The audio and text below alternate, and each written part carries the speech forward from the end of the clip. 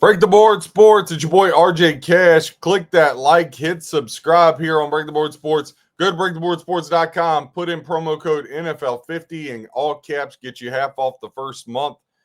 Puts it down to $1.10 a day for you. If at the end of that first month, not a minimum of 5 units up, you get the following 2 months every sport: NHL, NBA, college hoops, first week of baseball, all for free. Now, here we are. It's finally arrived.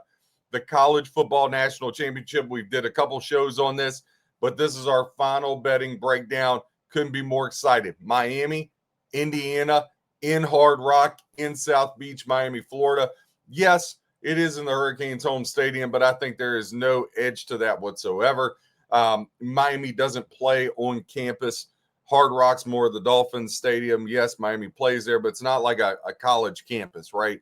So it's not a true home field. And listen, Indiana, the way they showed out in Atlanta, this stadium is going to be 50-50, going to be absolutely electric. Now, let's hop into the line because we got some movement here on a Monday morning. Now, this thing was 6.5, got all the way up to 8.5. Remember when it was 7, I said this thing's going to be 8.5, 9 by game time. Now you got a couple of people putting 7.5s up out there. However, I just want to say the line was 8.5. And right now, over 70% of tickets and money are on Indiana. 29% ticket count, 27% of the handle on Miami, yet the line's moving down, right? So you got majority of the bets, but now the line's moving down. I'm just going to tell you straight up, the books have taken the position and they understand they need Miami, and they will be rooting for Miami, not to win. A lot of books are going to get hurt with futures if Miami wins this outright. But every book in America will be pulling for the Miami Hurricanes to cover this spread. So little manipulation of the line movement. So right now, over at DraftKings 8.5, over at FanDuel MGM 7.5. So again, if you want to take Miami, go over to DraftKings. If you're going to lay it with Indiana, go the other way. So for argument's sake, again, 8.5 is what we're going to use. 71% ticket count, 73% of the handle in Indiana. Now this total, 47.5, 74% ticket count, 62% of the handle going over, 26% ticket count, 38% of the handle going to the under in this game. When you look at this, obviously, Fernando Mendoza, Heisman Trophy quarterback, been electric. Him and Kirk Cignetti, what they've been able to do with Indiana has just been absolutely incredible. The way they've turned that program around, the way they got it going in the right direction has just been phenomenal. Now, listen, Indiana's also been a wrecking ball, crushing Alabama, crushing Oregon. I bet against them twice. Bet against them with Alabama plus 7.5. I got rolled. I bet Oregon plus 4.5 just to go against the grain of the public. I got rolled.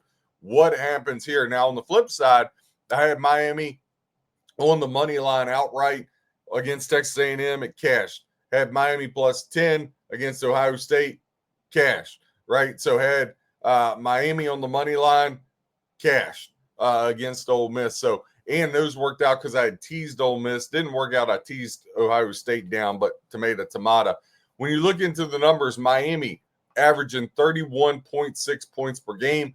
Indiana, second best scoring offense in the country, 42.6. They're 11 points per game better. Miami, fifth best defense in the country. They're giving up 14 points per game. Indiana, second best defense of the country, 11 points per game. That's just insane. 11 points per game and 15 points per game. So the first thing I want to say here is when I look at this and I dive into the handicap, when we talk about 15 and we talk about 11, and we also look and we talk about, how these championship games tend to go. You tend to either get a big play right here early in the first quarter, or that thing just like bottoms out and it's a rock fight. Miami doesn't want to get in a shootout. I believe this in my whole heart. Miami does not want to get in a shootout. Now, listen, they got Tony, and Marion has been a beast. Carson Beck has played phenomenal. People say he's just kind of ridden coattails. I don't believe that. The guy's a 2-time national championship. Regardless how good Georgia was, he still had to make throws. Miami can rely on him throwing the ball 24, 25 times. But they want to pound this thing out with Fletcher. It's been well documented. Miami has the size edge as far as the offensive and defensive line goes. They want to pound the rock with Fletcher. Consequently, Kirk Cinetti, he's all about running the ball too.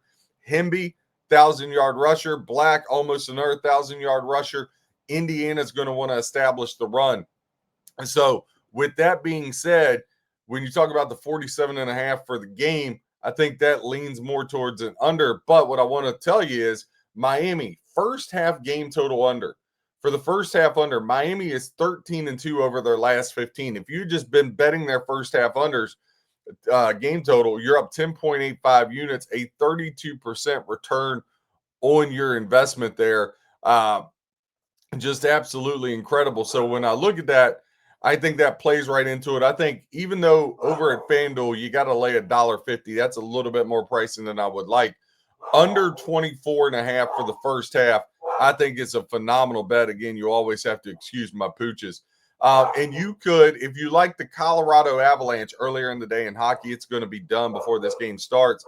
You could do Colorado Avalanche on the money line with under 24.5 first half plus $1.42.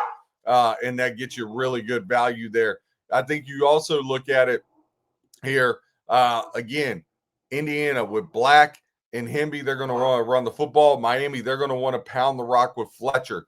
So, again, I think that under 24.5 may be the best bet of all of them. Now, back to the game. We talked about Indiana giving up 11 points a game, Miami giving up 15 points a game. That's 26 points per game. We're talking about a 24.5 first half total. Miami, 5-1 against the spread their last 6. They've won 7 straight. However, when Miami plays Big Ten opposition, hasn't worked out well. They're just 1-6 ATS their last 7. Miami has cashed to the over 8 of their last 11 games when they're in the role of the dog. Now, listen, Indiana, what I'm about to say is incredible. In the role of a favorite, Indiana is 20-0. 20-0. That's incredible. 4-1 ATS their last 5. They've also played to the over 6 of their last 9. Now, this is a little bit of a fugazi stat pre-Kirk Cinetti, so I don't think it factors in. I'm a big trend guy, but not when the coach changes. It's more of the players I don't mind so much changing as I do the coach, but they are 3-9 in the last 12 against the ACC. But again, I don't think that matters a whole lot.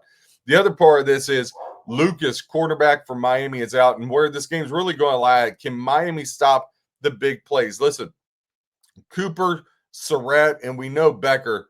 Becker's been just an absolute beast there for the Hoosiers. Can Miami control them? If Fernando Mendoza is able to get to the play action passes, it's going to be a long day for Miami. Like, I don't see how they can win the game if they go that route and start allowing Mendoza to go the play action pass route. I just think they're in a lot of trouble. I don't think that ends very well for the Miami Hurricanes. However, I think Miami's defense scheming it up is going to put some pressure on Mendoza that Alabama and Oregon has not been able to apply, right? I mean, listen, the other thing is Oregon came right out through a pick 6. And at that point, even though they went back down tied at 7-7, I still felt like the game was over. Miami, again, they're going to keep the ball on the ground. Cristobal is going to want to pound that rock. They're going to want to get home with that. When I look at this, 2 best bets, under 24.5, right? First half, double unit play. And then on the game itself, Miami plus 8.5. I'm going to go against the grain here. Everybody loves Indiana. I'm going to take the Miami Hurricanes plus 8.5 for a double unit as well. However, I do like Indiana to win the game here on this one. So I was looking, how can I monetize? I'm going to go over to where it's a 7.5 point spread. And typically I run 2 team 7-pointers, but I'll do a 6-pointer here just for the value. 2 team 6-point teaser. I'm going to take the Rams up to plus 8.5 against the Seahawks. And I'm going to take Indiana minus 1.5. That's going to be my 6-point teaser. So I got to wait a week to cash it, but hey, who cares? I get the Rams plus 8.5. I get Indiana minus 1.5. I think Indiana ultimately wins this game. I'm going to go 24.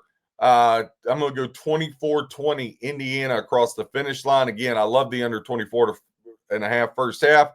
and Miami plus 8.5. Two best bets, both double units. Again, go to breaktheboardsports.com, promo code NFL50, all caps.